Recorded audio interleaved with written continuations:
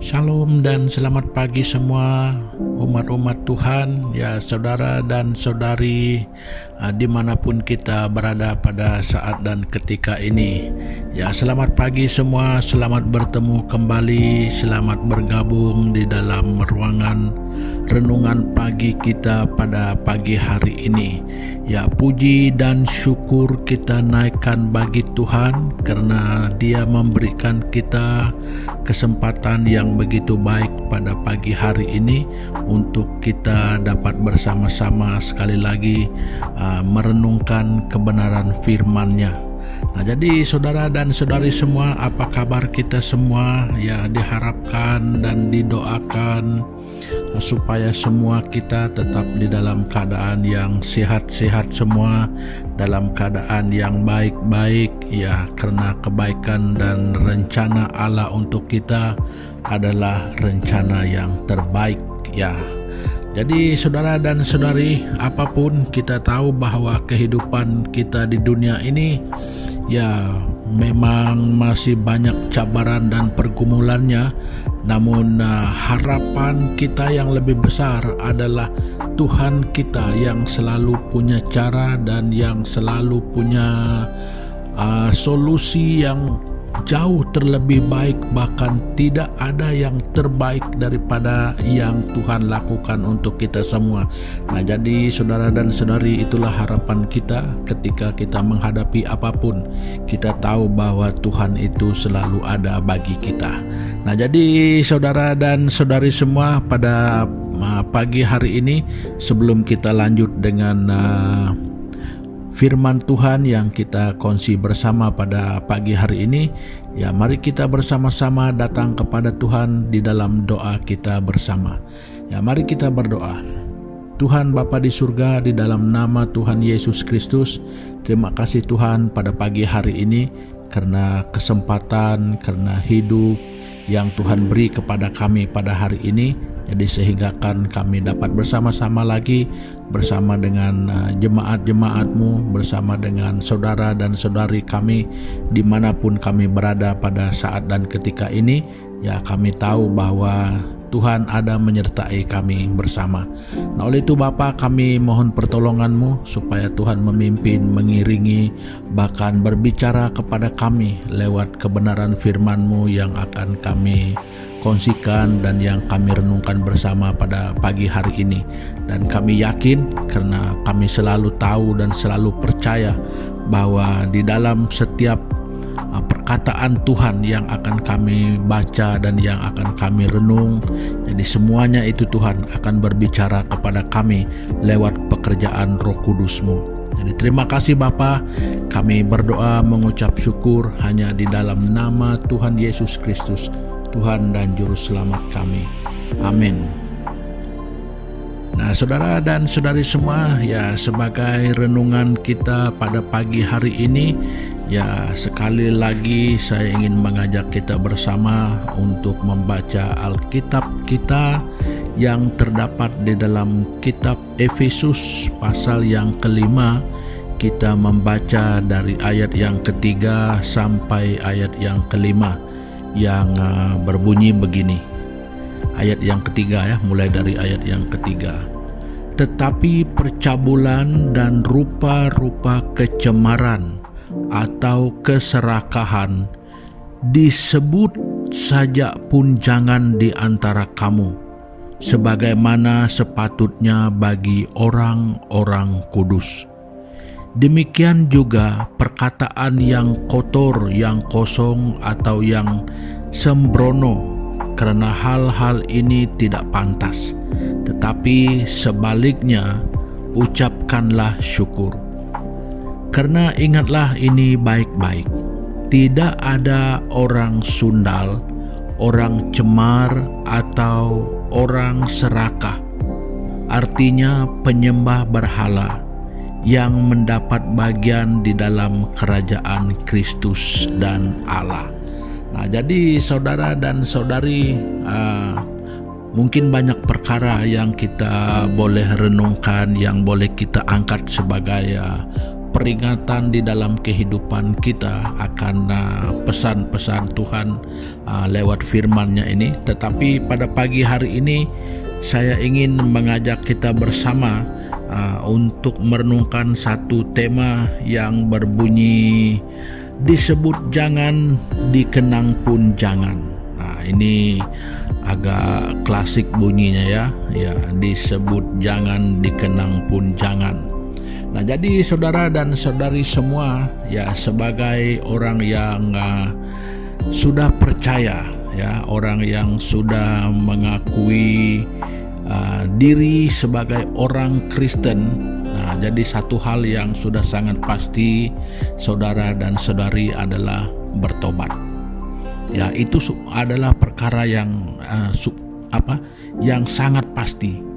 Untuk menjadi seorang yang dikatakan sebagai seorang Kristen tanpa pertobatan, kekristenan itu boleh saya katakan tidak sah.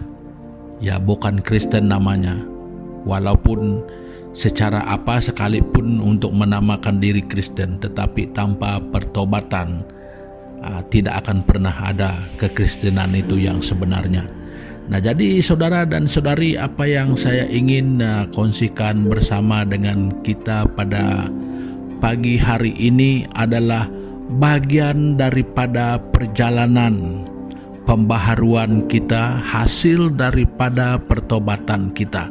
Nah, jadi ini menyentuh tentang etika pribadi kita, ya.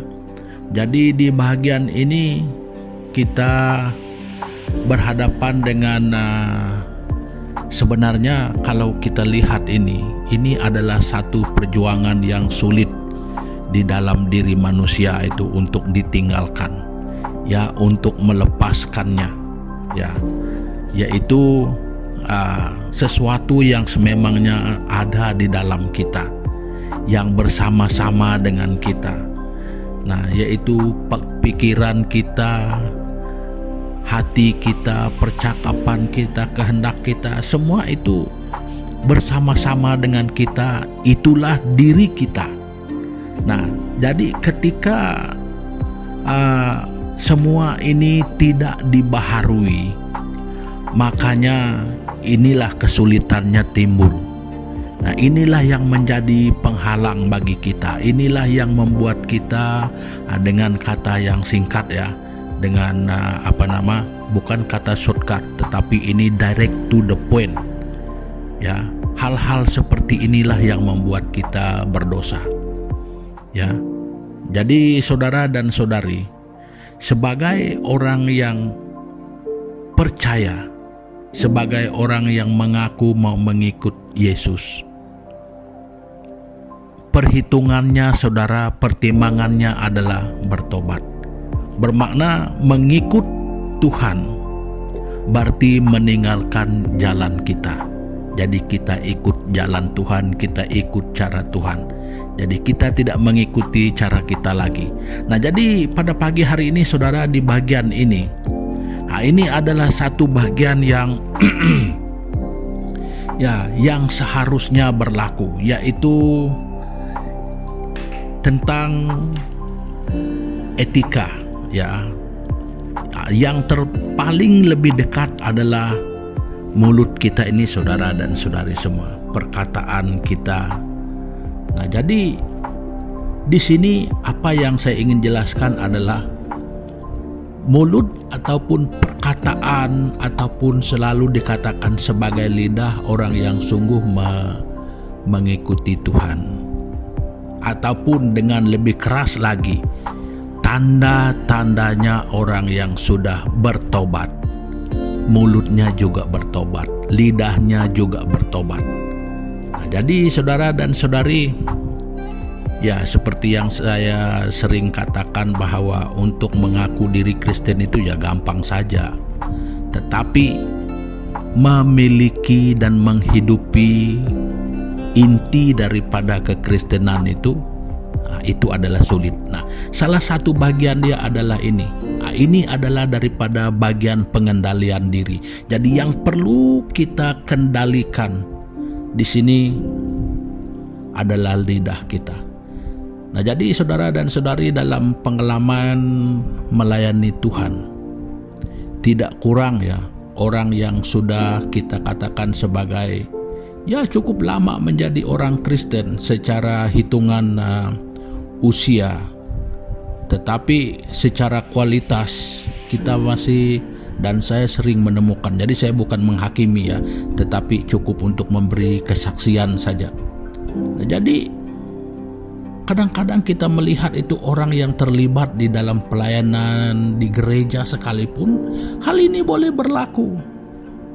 Nah, jadi saudara dan saudari, sesuai dengan tema yang saya ingin ingin kongsikan dengan kita bersama di sini, saudara. Sekali kita bertobat, nah itulah maksudnya disebut jangan, dikenang pun jangan. Ya, untuk hal-hal yang sudah seharusnya kita tinggalkan, yang seharusnya sudah kita lepaskan. Jadi tidak perlu diingat-ingat lagi, tidak perlu diungkit-ungkit lagi. Ya, saya pernah mendengar dan pernah secara langsung dikatakan sebagai bukan dia mau berkongsi firman Tuhan untuk kadang-kadang orang mengatakan kita untuk menyembunyikan kelemahan kita. Jadi saudara, ini sepertinya lucu banget ya. Nah, jadi saudara dan saudari semua, sebagai orang yang sudah mau dan mengambil keputusan mengikut Tuhan, saudara dan saudari tidak perlu menoleh ke belakang, tidak perlu bermanja-manja lagi dengan apa yang sebenarnya sudah membuat kita menjadi orang berdosa. Nah, hal itu terlalu mudah untuk kembali. Dia ada bersama kita. Nah, jadi artinya di sini, supaya dengan lebih mudah, lebih singkat, kita itu harus mengalami proses pengudusan. Maksudnya di sini kita tidak lagi berkompromi dengan hal-hal yang membuat kita kotor di hadapan Tuhan, yang membuat kita menjadi boleh berdosa. Bahkan itu boleh memberi impact ataupun kesan kepada hubungan sesama manusia. Nah, juga memberi hubungan yang tidak memberi kesan yang tidak baik dalam hubungan kita dengan Tuhan. Nah, jadi saudara dan saudari, di ayat kelima itu adalah satu peringatan yang sangat-sangat sebenarnya merupakan finalitas sebenarnya. Jadi karena ingatlah, katanya, ini baik-baik, tidak ada orang-orang sundal, orang cemar. Nah, ini cemar ini banyak hal yang mencemarkan, segala macam kejahatan ya. Orang cemar atau orang serakah, artinya penyembah berhala, yang mendapat bagian di dalam kerajaan Kristus dan Allah. Nah, jadi saudara-saudari semua, kalau sudah dikatakan tidak ada ruang untuk yang seperti itu, saudara dan saudari, ini sebenarnya adalah satu peringatan yang sangat keras. Bermakna tidak ada ruang itu di sana.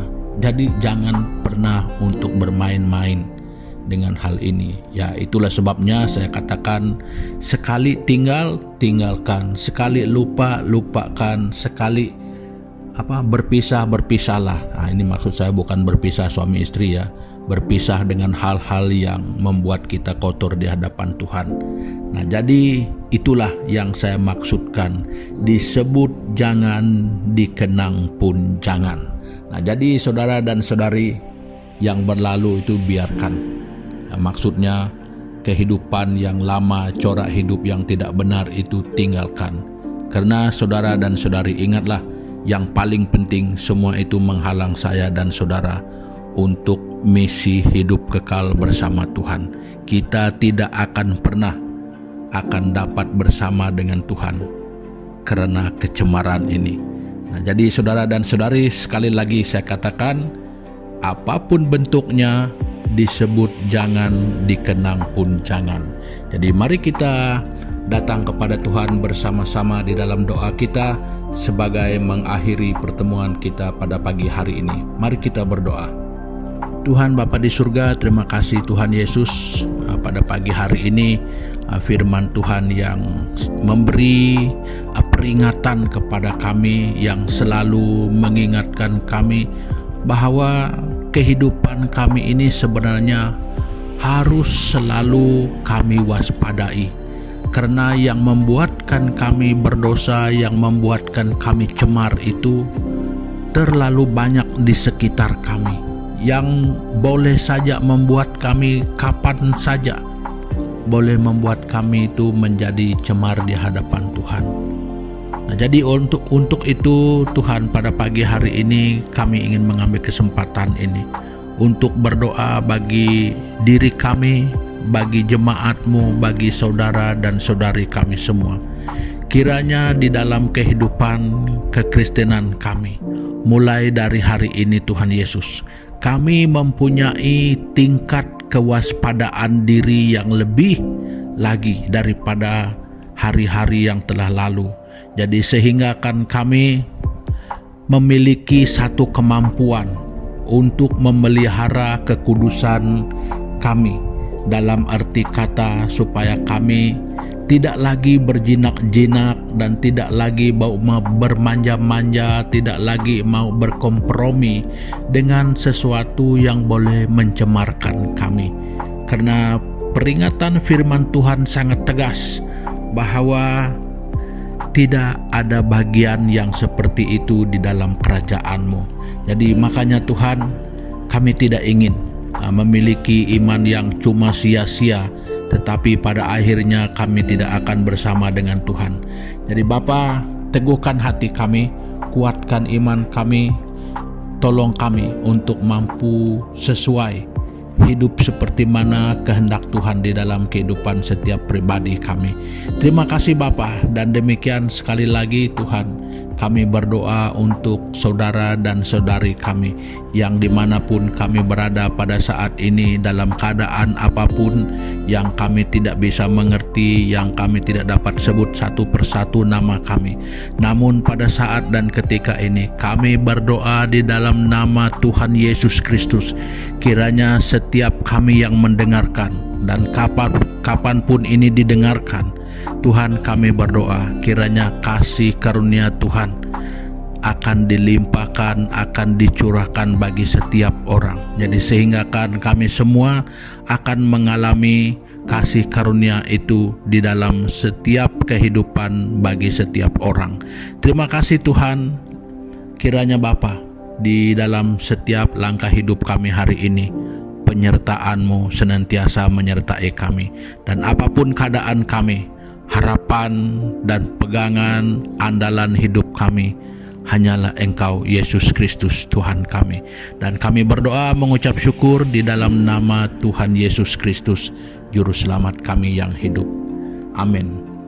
Nah, jadi saudara dan saudari, pertemuan kita pada pagi hari ini sampai di sini dulu ya. Dan sampai kita berjumpa lagi pada kesempatan yang akan datang. Ya, jadi selamat beraktivitas. Ya, Tuhan Yesus memberkati kita semua. Haleluya.